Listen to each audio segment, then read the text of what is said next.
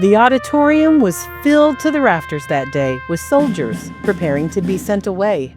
There were children, girlfriends, fathers and mothers, grandparents, cousins, sisters and brothers, to serve and to fight in a far distant war in towns with names they'd not heard before.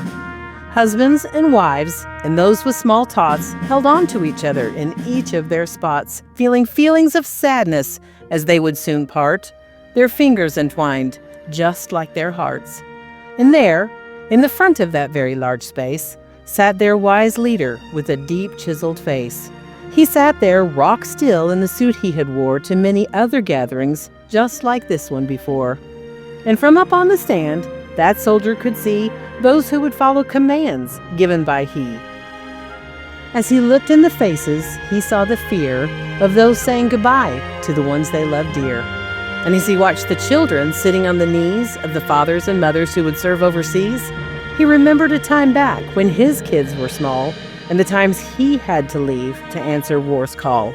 And he remembered the tears that ran down their faces as he too would leave for far distant places. They would hug his neck and sit on his knees.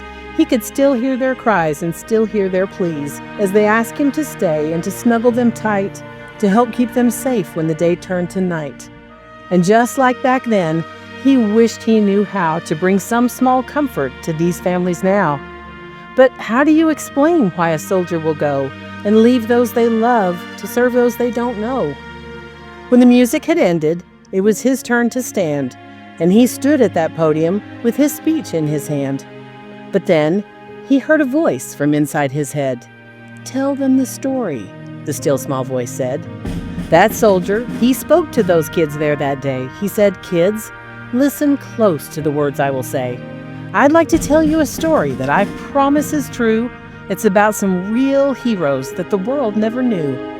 A long time ago, there was a young boy. He was his father's pride and his mother's joy. But that boy had an illness when he was quite small, and so one of his legs was just a little less tall. He had a small limp when he'd walk or he'd run, so he was just a bit different than the other small sons. But that very small difference was more than enough for some bullies at school that thought they were tough. They called him mean names. They pushed him around. They delighted in knocking that boy to the ground.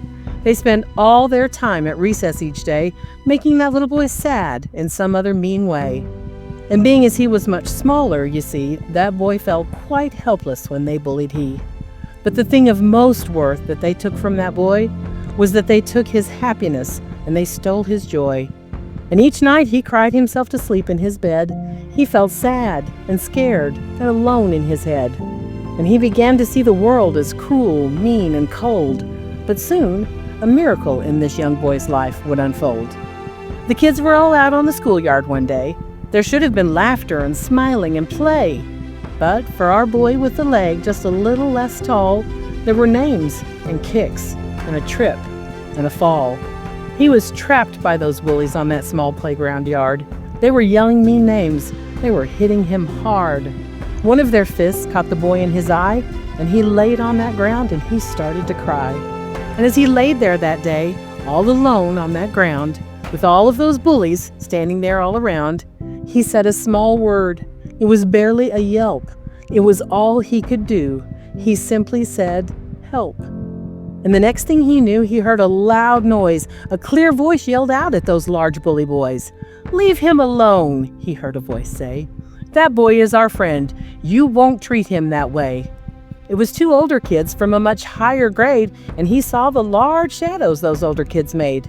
They came over, and those boys stood between the boy who was hurt and those that were mean.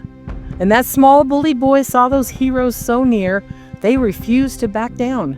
They refused to show fear. Those boys made a stand that day in that field. They would not move or give up or yield. And when the bullies had left, they helped the boy stand. They brushed off the dirt and the tears and the sand. And they assured him that there was no more need to fear, and that small boy smiled as he choked back his tears. And something else happened that day to that boy. He felt happiness again, and he began to feel joy.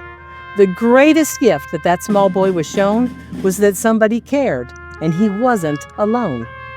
Children, That's the reason a soldier will go to lands with strange names and serve those they don't know. Soldiers leave home because bullies aren't found just in school hallways or just on playgrounds. There are bullies in the world stealing the joys of mothers and fathers and small girls and boys. Your parents are the heroes who will go stand between those who are hurt and those who are mean. And to the smallest of you who are listening tonight, I will make you a promise with all of my might. Every night, just before you lay down your head, take a moment to pray as you kneel by your bed. You say all the words you'd like to say to your mommies and daddies who are so far away, and somehow they'll know the words you have said, and you'll feel them quite close as you lay down your head. And each morning, hug your pillow real tight, and you'll see they will feel that big hug wherever they'll be. And it will give them the strength to do what they should, to make this big world just a little more good. As that soldier finished, there was not one sound. And slowly, that soldier turned to sit down. What was not seen before was now seen by all. That soldier limped on a leg just a little less tall.